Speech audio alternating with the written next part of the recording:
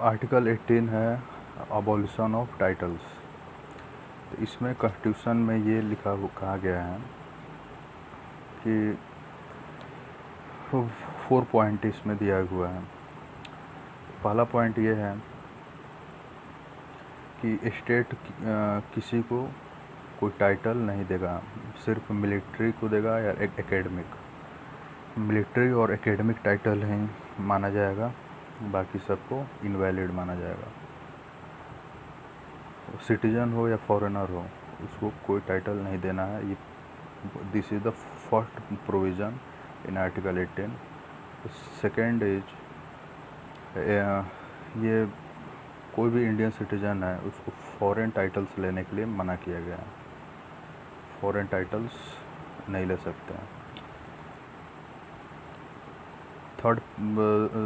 Third point ये है कि कोई फॉरेनर अगर कोई ऑफिस इंडियन गवर्नमेंट के अंदर अगर किसी ऑफिस में काम कर रहा है, कोई फॉरेनर है, वो उसको अगर किसी फॉरेन कंट्री से कोई टाइटल लेना है तो उसे प्रेसिडेंट से अनुमति लेनी पड़ेगी, उसके बाद ही ले सकता है।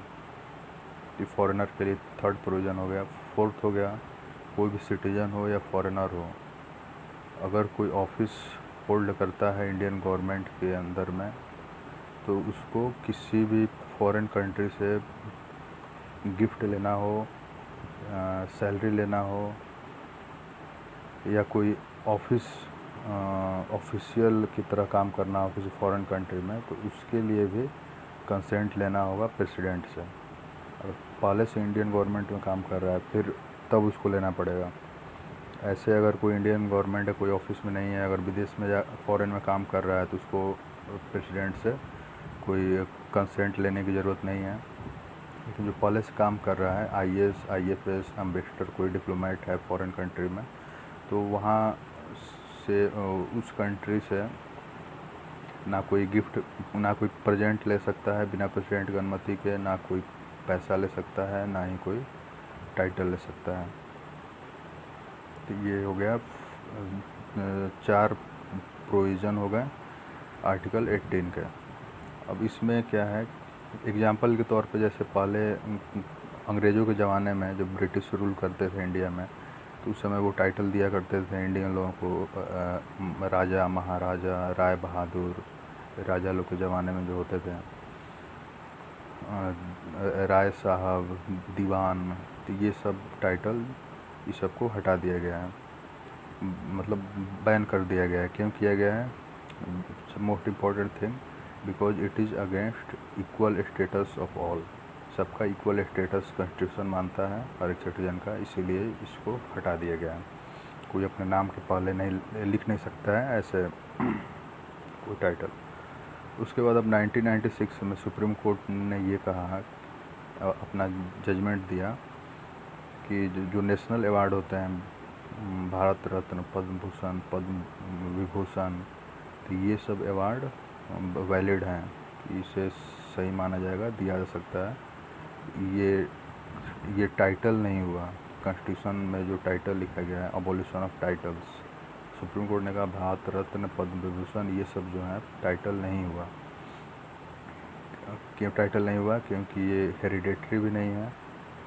जैसे पहले हेरिडेटरी और नोबिलिटी के तौर पे इसको नहीं देखा जाता है, तो ये आर्टिकल 18 को वायलेट नहीं करता है, भारत रत्न, ये सब नेशनल अवार्ड लेना।